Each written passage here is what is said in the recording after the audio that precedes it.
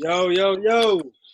We are here discussing the podcast, man.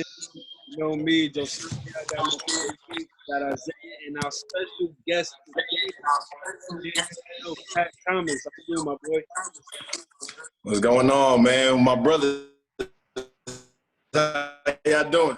Everything is all right. Everything is all right. So, Man, this is it's always a pleasure to get to top with y'all, man.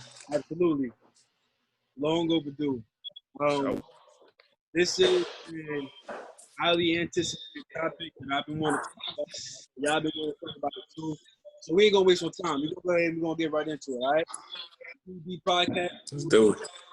discussion board. So do you think the current civil rights movement will steer black athletes towards HBCU? Now, I think it's imperative that we have this conversation, strictly because we've all been athletes at some point in our lives, right? Zay, you've been an athlete in high school. You've also been through the recruiting process for college.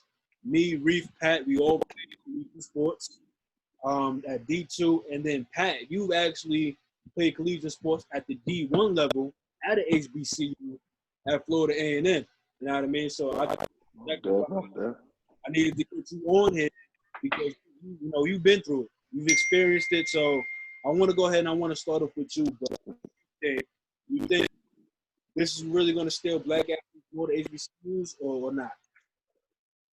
My brother Josiah, man, the movement's already begun. I woke up this morning and it was news to my ear. We had a 5-star recruit commit to Howard University. I seen that today too.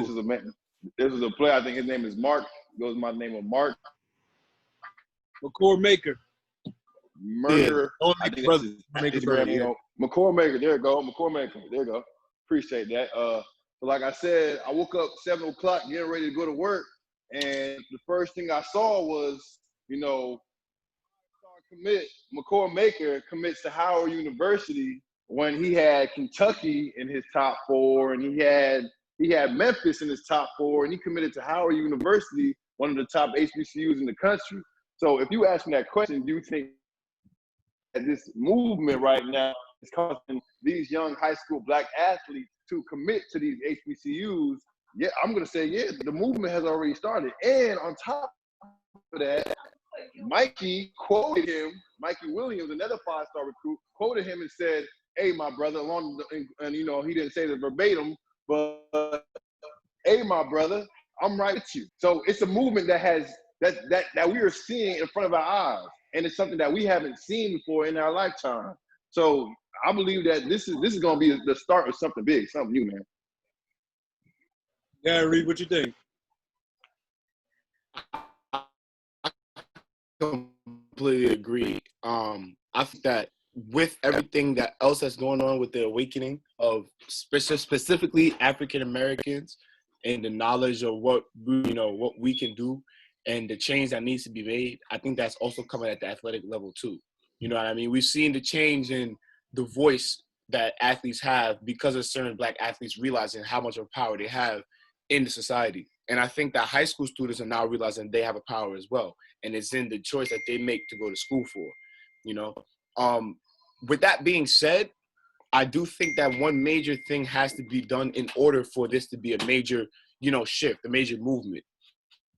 And I think that is the same thing across all platforms when it comes to us African Americans or black people, rising to the next level of success. I think it's us realizing that sometimes we may have to sacrifice our own benefit, our own profit for the betterment of the whole community, right? If you're looking at the 5-star recruit that we're talking about today, he could have easily went to Kentucky. If he went to Kentucky and he's a 5-star recruit, what's the chances the high chances he's going to be a draft pick within the first year he plays at Kentucky, right? Can we sit here and say the same if he was to go to, you know what I mean? Now, yes, his talent is good, and his talent still could get him to the league, but he might not make it in 1 year the way he would do in Kentucky. You know what I mean? Well, what I'm saying with that is like all these black athletes that are becoming, going to be 5-stars, 4-star athletes that might be able to go to these big time schools, they also have to start to realize that they might have to sacrifice that in order for the benefit of the whole. But because if all these top talents end up going to HBCUs will become the Kentuckys.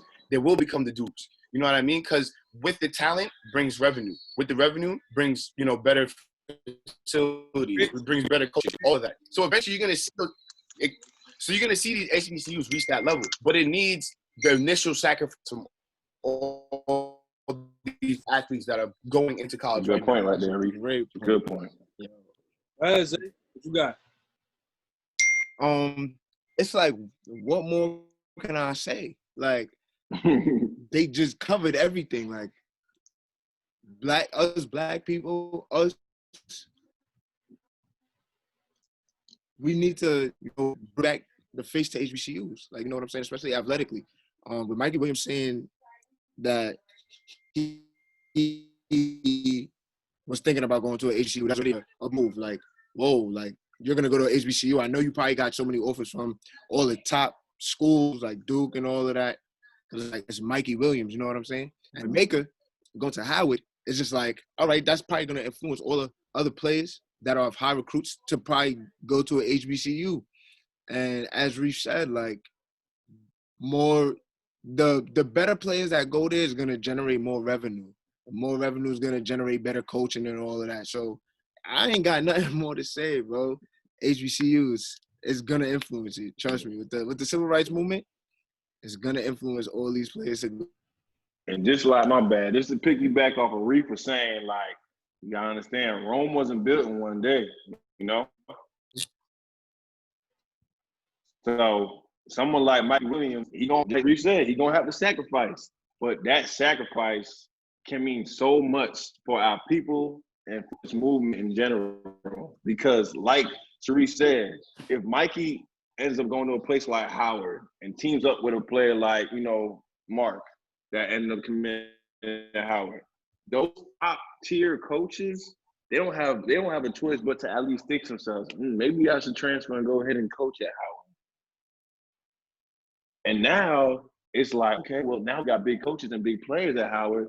Maybe let's throw some more money within the athletics. Okay, now we got better facilities. Maybe I should let my son go to Howard play basketball. This is what I believe, in my opinion. I believe that some black people get to a certain point where if they're successful, in terms of income and status, they forget that they're black, So they get to that status. It's like, some people can say you can't blame them, but it's like, if I'm making $150,000, $200,000 a year, 6 figures, and I'm living in LA, California, I'm gonna think to myself, well, I don't want to send my son to Howard or Hampton or FAMU because I think he's too good for that. I think we're too good for that. But people can understand where it came from. And when you realize that, I'm sorry, my bad. When you realize where you came from, it's more of a chance of allowing your son to go to the Howards and go to the Hamptons and go to the FAMUs and things of that nature. So that's just something I also, thought about. Just to piggyback off of that, because I have a personal experience with that. And it's not to say that, before I say, it's not to say that my parents, look at us as any better or, that we're not on the same level as the rest of the African Americans, Black community that we have. But when I was getting recruited for college football, a lot of you guys already know, one of my initial spots that I actually verbally committed to was Lincoln University. Yeah. And I was supposed to go to Lincoln. I went there and, despite the fact that obviously the facilities, the education, the connection, all of that wasn't as top tier as Pace was, I felt the energy of, being around my own people, But time came and my mom asked me the question. They're like, listen, you are going to be spending money to go to school. You want to get the best opportunity after you finish to be able to work. You don't want to go somewhere that's not going to get you the best opportunity. And what their reasoning was, Lincoln wasn't the best option for me to do that, right? But I think going back to our point, maybe I should have made that sacrifice. You know what I mean? You never know what would happen if I went to Lincoln. You know what I mean? It's just that idea that, yes, there's a risk in what you're doing, but at the same time, too, it's not just for you, Had I gone to Lincoln and, done well there, came back as an alumni and said, I want to support Lincoln and give bread back to them, that's a big step. I didn't. I went to Pace. You know what I mean? And going back to what Pat was talking about with, Black people becoming successful and forgetting where they came from. I feel that 100%, because we look at these athletes that are, 5-star athletes that come out of high school looking at, big time offers from all these schools, and they're not thinking about is them being a Black athlete going to make it. They're just thinking about it. I'm an athlete going to make it. It's not that Black part, especially as a young kid. You 16, 17, 18 years old, you're not really thinking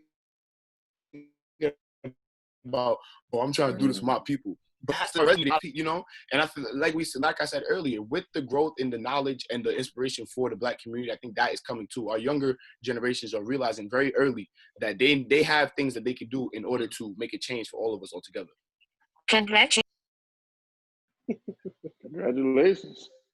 I don't know what that was. Yo, like Zay said when he started off, there isn't much to say because you guys have covered everything, right? And you've all brought up great points. And I think what it really boils down to why, athletes tend to choose whether it's Black or not, but mainly Black, because we make up a lot of football and basketball, which brings in a lot of revenue for collegiate sports, right? So D1 football, D1 basketball, in the Power 5 conferences, those two sports make up majority of the money, and those two sports are dominated majority by Black athletes, right? So I think when it comes down for them to make their decision, the main things they're looking at is exposure, right? Quality of coaching, and the quality of the athletic department. And they're looking at the fact that, well, I would love to go to an HBCU, but it's like, why would I go to an HBCU when I can go to like Kentucky or in Alabama, get the best quality of coaching, get on TV in March Madness, college football playoff, SEC championship, ACC championship, whatever the case is, and then go on to the Senior Bowl if I make it to that far, or next step is the league. So they're looking at the long game, and it's like I can get to my goal a lot quicker if I go these routes rather than going to the HBCU. And the proof is in the pudding. I looked up a statistic. This was back in 2017, but the gap is still there, where Alabama athletics brought in $174 million. You know what I'm saying? And then in that same year, Prairie View A&M brought in less than 18 mil, and they was the highest, income for athletic departments in the HBCU. So the expansion of the athletic department is what brings in those facilities. It's what brings in the coaches, the resources for an athlete to be successful in their pursuit to the league. So I think we can all agree with that. We can all agree that's what it really boils down to. But at the same time, I like what you said, right? You may have to take that sacrifice to start changing the culture, right? And if you go to an HBCU as a Black athlete, you are surrounded by Black culture. You feel what I'm saying? Like, it's just all around you. You feel at home, right? Like, you feel at home. And then if you start doing like the McCord, like the McCord makers, like the Mickey Williams, if you start doing it, others will follow suit, because it's like, you know what? If I can get a similar experience to a D1 and also love being there, and then the connections that I can make after if I don't make it to the league, is something that I would definitely want to pursue. Now, I got another statistic for you. I think that for those athletes who know they're not going to make it to the league, and with us being athletes, you can be realistic. You know if you're making it to the league or not by high school. Like you know that for a fact, bro. We're not even going to sugarcoat it. I don't know about that one, Joe. I was freshman year in college. I promise you, I was thinking I was still going to the league. Right. Bro. But then at some point, reality set in, and it's like, yo, you got me messed up.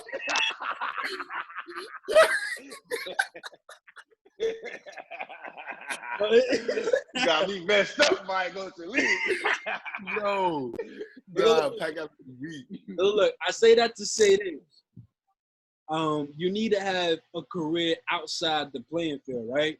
And for Black athletes who may not necessarily go to the league, but still want to pursue something after college in another field, like for you, HBCUs have produce 80% of black judges, 50% of black lawyers, 50% of black doctors, 40% of black engineers, 40% of black members of Congress, and 13% of black CEOs. You see what I'm saying? And we know life stretches beyond the playing field. So these are things that you need to take into consideration as well. Go ahead, Reef. And I think that's another whole side of the thing that we have to talk about. When we talk about sacrifices, it's not only the athletes. Yeah. There's a reason why Alabama, there's a reason why Kentucky, there's a reason why Georgia gets all this funding, all this, brand new facilities and all that. Yes, it's the revenue they bring in from the games that they play, but it's also the alumni that come back to support and donate. School itself, bro. If we want these athletes to want to come to these schools, at the end of the day, as much as we're saying that it's about you choosing it because of the culture, it's also a business decision. It has to make business sense. Yeah. If the alumni of these schools, let's say, open a brand new facility at Howard, brand new workout facility, 3 floors, all that, this, that, and the third, you don't think that's going to be enticing for a lot of these high school athletes when they're coming out to try and go to? It plays a part. There's a reason why when we was getting recruited by Pace, they was making it an emphasis to show us alumni. And to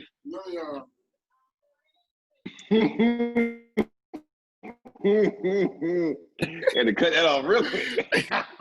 I mean, unless you want him to give his piece, Joe? Huh? More the merrier. He can give his piece? Oh, wow. He got some insight on this? Yeah, he got some insight he wants to say. Go ahead, Papa Reef. I'm sorry, I didn't know the broadcast was going on, but I just want to say something. He just mentioned black colleges, right? Yeah. Apart from all what Donald Trump did, the best thing that he ever did is give funding to black colleges, universities in the country.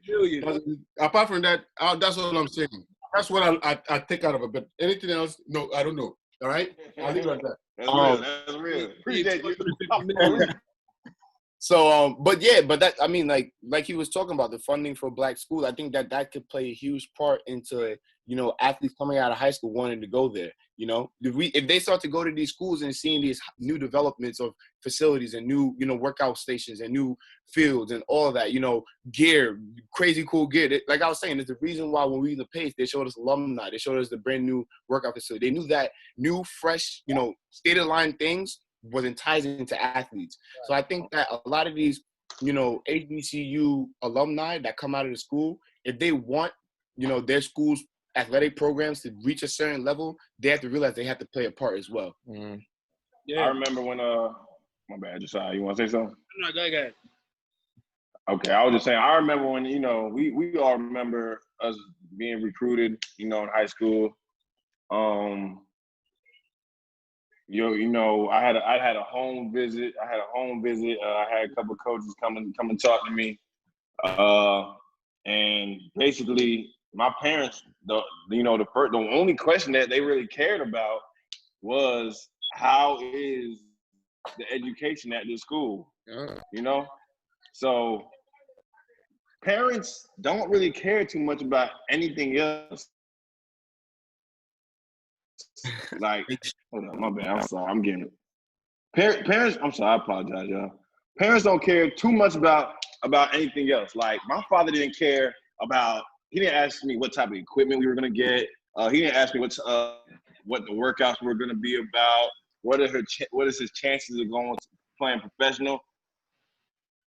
My pops asked Coach Gil Martin one question: How good is this education? Like, whether we want to believe it or not, like, that's all parents care about. When we end up having our own kids and we put our kids into sports and they're so fortunate where they have, recruits, coaches coming to recruit and things of that nature, the first thing we're going to ask these coaches that come to our door, I hear you, I know you want football and you probably got a good school in terms of football, but what are you going to do for my son in terms of education? What are you going to do for my daughter in terms of education? So with that being said, these parents aren't going to start allowing their kids to commit to these HBCUs until they start seeing that these students will be educated the right way. I'll be honest with you. I'm gonna be completely honest with you. I had the experience to start off at a PWI, Pace University, and finish off at an HBCU at FAMU in down Tallahassee. So I done seen it all. Yeah. And I'll be real honest with you. The education at Pace is over here. The education at FAMU is over here. You feel me? I went to Pace and the classes were challenging. I remember finishing my first semester at Pace with a 2.7 GPA. That's the worst GPA I've ever had in my life. You know, thank God, by the grace of God, I managed to have a 3.7 GPA the next semester. That's because I worked my tail off. Yo, when I got to FAMU, in that library going on. In that library, just put in work, man. Just put in work, man. Yeah, I remember. But I got down to FAMU, and my GPA was a 4.0 and stayed a 4.0. I mean, you come here, I started working harder. You know, I worked hard, but classes were just easier at HBCUs. You feel me? And that's because the teachers didn't care as much, and they didn't give you as much work to get done, and the work wasn't as challenging.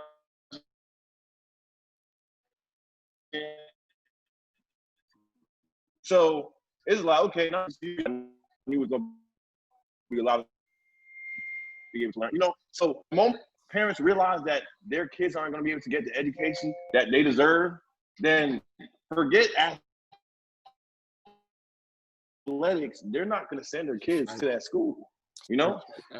After it's all said and done, it's like, what are you gonna have to fall back on? You know what I'm saying? Yeah. God forbid you get injured and it's like career ending. What you gonna do after that? You don't have no education to fall back on. It's like you're really gonna be stuck at the wayside.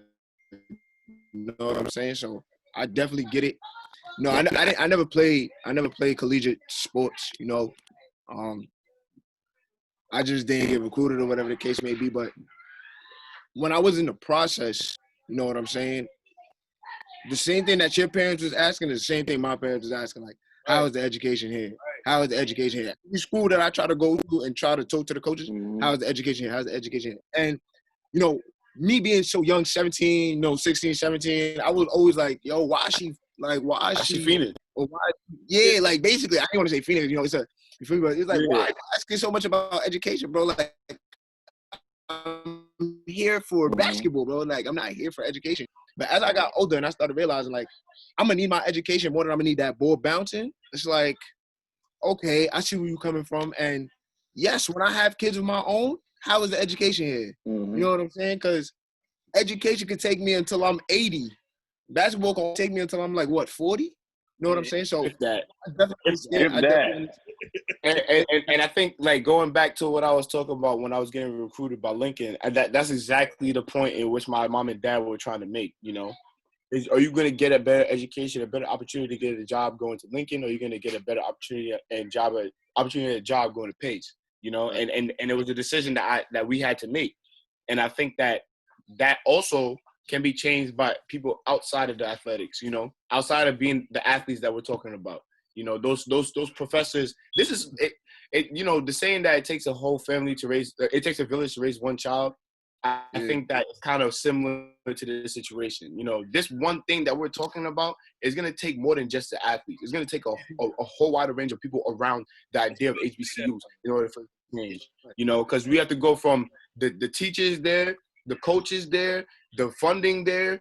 You know, there's a whole bunch of things into it that other people are going to have to turn around and be like, all right, we have to make a change in the way that we do this in order for this to happen, you know? Like, it can start with the athletes, but then it's got to start trickling down to every other athlete, right? So now we got the athletes. What else are we going to do for them, right? Because we know not everybody go into the league, so we need to make sure that those who don't, you know, have a foundation built so that way they can succeed and excel outside the playing field, right? It's always going to stem deeper than sports. Like, we know it's more than a game, and even for those who make it to the next level and make it to the league, you know, they always trying to figure out what's going to be next, because you're not going to play this game forever. You know what I mean? Right. And even if you just don't expect it to be one and done, it's going to come back, because a lot of major league players, they go back to school. They try to do like learning on their own as they grow, because they go through, because they know that at the end of the day, I need to make sure that I have something worth being educated about. You know what I'm saying? So it's got to trickle down into other aspects, right? It's got to start with the athletes, then it's got to get into the coaches, then it's got to get into the teachers, the funding, the facilities, everything, right? Like I said, Rome wasn't built in a day, but you know, going back to the question, I think it will, and like Pat said, it started the movement. One thing I do acknowledge though is the mere fact of how Mikey, being so young, understands the significance of HBCUs and his people. You know what I'm saying? Like him being 15, however old he is. I know he's not above 16 yet, but 15 years old, and you already influencing so many other players to go to HBCUs of color. You know what I'm saying? Like it didn't take somebody that was like 20, 25 years old to influence other players. It was Mikey Williams, 15. He probably influenced Maker to make the decision to go to Howard, you know what I'm saying? And then that's gonna influence this one, that one, that one. You feel me? So yeah, everybody gotta play their role, but athletics being on the platform that they have is almost gonna start with them. Oh no, It's gonna start with them, and then everybody else is going 100% starts with them. 100% starts with them. It has to start with them. I mean, like they could build all the brand new facilities and everything there. If no one coming to the school, no one coming to the school. Someone got to make that initial step. But that's what I was talking about earlier, and being proud of how our people as one, as together as a community, are becoming more knowledgeable. You never seen a 15-year-old make a move like that before. The fact that he knows at his age he has such a powerful voice, says a lot. Says a lot. So I think that it's gonna give a lot of other high school students who kind of feel like in this process is more them begging to other people. I feel like when it comes to the college recruitment process, a lot of athletes may feel like it's dumb chasing. Like even though the coaches come to them, the coaches do that in the third, it feels more like it's different if you were a pro athlete when you're the man. Everything is happening because you. You know what I mean? And I think that Mikey doing this kind of makes high school athletes kind of have that confidence. Like, oh, I do have a say. I do get to do certain things, because at the end of the day, y'all want me. Y'all want my time. Y'all might hate me for what I'm about to say. Just bear with me real quick. I give credit to, Mikey and McCoy and all these other players that are looking into HBCUs. However, I do believe that, Black Lives Matter movement and, police brutality and things of that nature, everything going on, that's what's hot right now. That's a topic that we've been on. That's the only thing people really been talking about besides this coronavirus and COVID. So as a high school athlete, seeing all this, like let's say for example this, because what's happening right now has never happened in our lifetime. Mm-hmm. I get where you're going with this. Josiah already knows what I'm about to say. These riots, these marches, everybody standing outside, everybody looting, things of that nature. That's never happened in our lifetime before. So if this happened 20 years ago, as big as it's happening now, I believe the athletes back then would say something along the lines about I want to go to HBCU. I think that would have happened. I'm not taking credit away from Mikey and these other players because I'm happy that they have noticed it. But with everything going on right now, it's kind of hard not to notice it, And you can hate me for saying it, but I feel like he's not entitled to do what he's doing, but it's kind of like you kind of got it. He's taking it upon him. I'll tell you why I disagree with that. Right? I've seen within the 22 years I've been on this planet, I haven't been around since the Rodney King riots. When all that went down, or any of the situations that happened within the 20th century for Black people. But I can honestly say within the 20 years I've been on the planet, that athletes have made a bigger and bigger push for their voice to be more powerful than what the people who run the whole sports thing world we know want them to be, And so with you saying that, you honestly think that an athlete in 1980s when Rodney King riots was happening would have honestly did that? They would. I don't think that they would have had the confidence and strength to speak up. And there were athletes back then, and none of them were speaking up the way that we see athletes speaking up now. The reason being because back then it was about shut up and dribble the ball. It wasn't about shut up and just play the sport. And nobody really did any of that. Michael Jordan was the best player on the planet, and he didn't want to endorse the senator that was running for position in Chicago. And I don't know if you guys watched we watched the Last Dance. We seen that. The Last Dance. You know? So it's like even though I do feel you, I do think that it is kind of like a push. Like he's probably thinking in his head, everyone's doing this, that, and the third, and especially with this whole movement of like, what are you doing to be a part of the solution? Mm-hmm. I feel like he's like, all right, I guess this is the one way I could be a part of the solution. But the fact that he feels like this is the way he could be a part of the solution is something big, because no one has ever felt like that could be a solution before. Also, and I oh my bad, go ahead. I'm sorry. Nah, I just want to make one point. I feel like social media has a big impact on that though, because even though back in the day they never really had no social media and stuff like that type of platform to make their voice heard. You got to understand the time, Shariff. In 1991, with I figured one of you was going to bring up the Rodney King riots. I figured that I was going to receive that backlash. However, you have to understand the difference between 1991 and 2020. You have to understand that when Rodney King got beaten brutally the way he got beaten, there was only riots in LA for the most part. That's a fact. Fact. There are riots in every big city in America right now because of what's going on. The world. Like, and it's because, and I think Will Smith said it, and maybe I shouldn't be quoting Will Smith right now, that we got going on. But Will Smith said, he said along the lines that this all this police brutality, this has been going on. It's just now that we have social media and stuff, it's being projected more. That's the only difference. So if social media was as big as it was back then, Shariff, I guarantee you those athletes would be doing exactly what Mike is doing right now. But the fact of the matter is, Rodney King and the LA riots, them riots for the most part stayed in LA. They stayed in LA. These riots and everything going on has caused people to riot in every big city in America. So even though Mikey's a high school player, he's also the number one high school player in the country. So he already knows how big his platform is. And with all that on, we looked at every person with a platform. He said, what you gonna say about it? You feel me?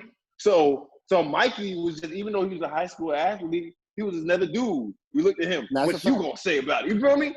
And that's why it's like I said, I still give Mikey his credit because I respect what he's doing and what he's saying and the movement that he's beginning. But most athletes at his caliber, at his level, at his platform, with everything going on, they're gonna say something about this. They're gonna start a movement like this. So that's my opinion. But I will say, to add on to that it's kind of like a trickle down effect.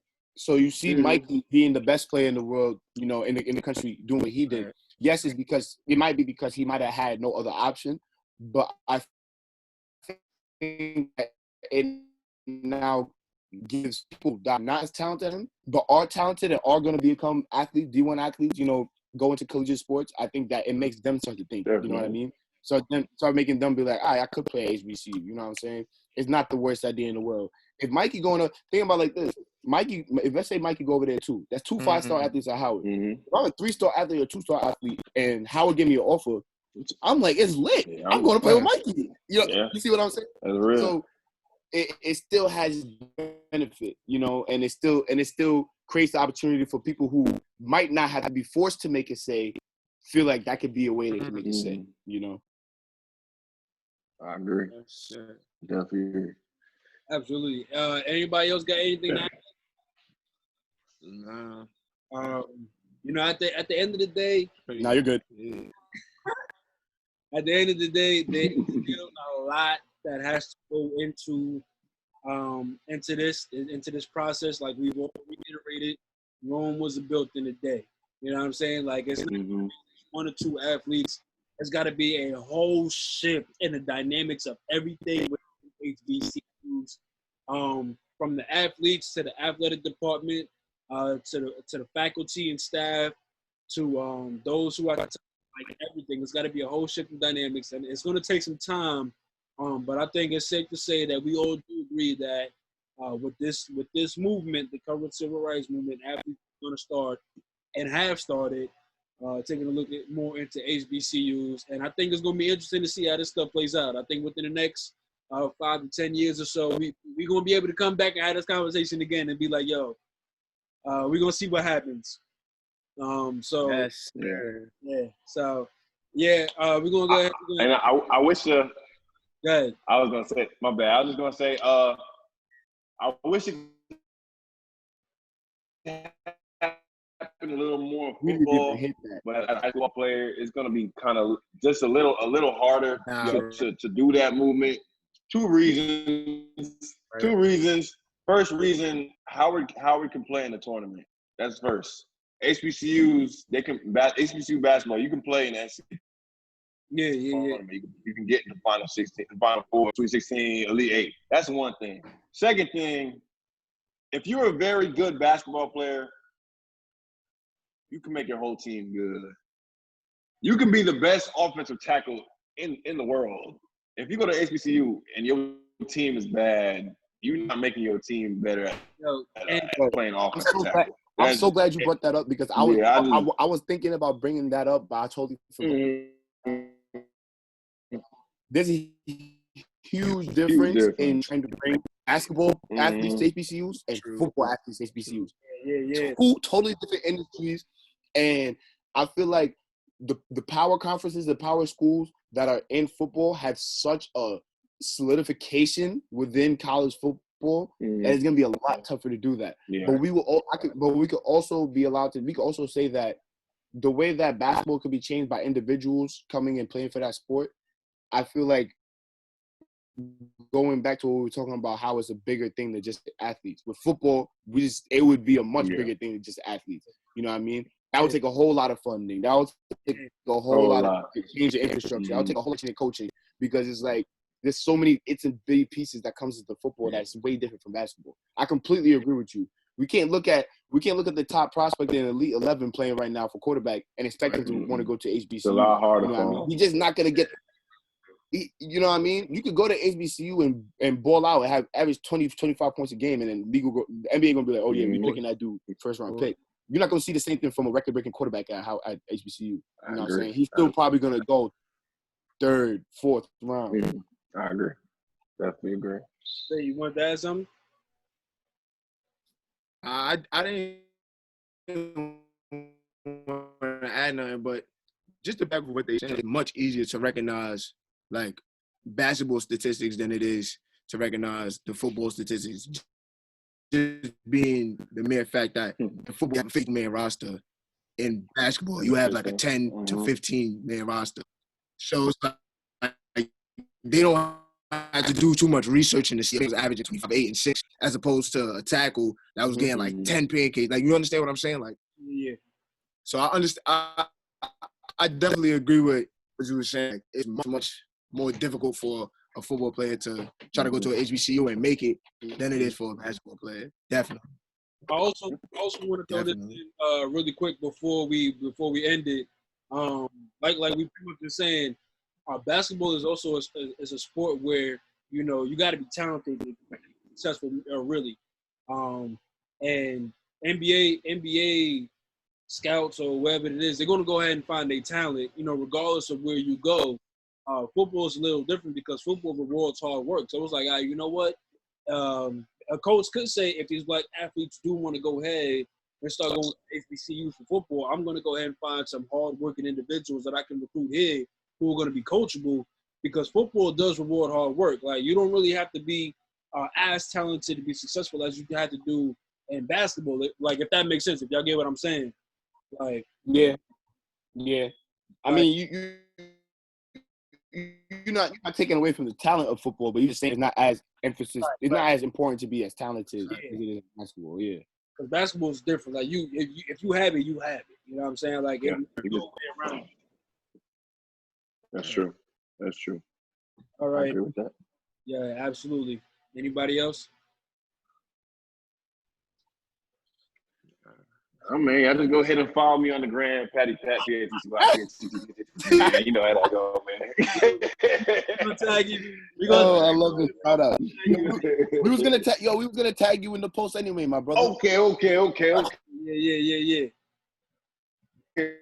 That's what I like to hear, man.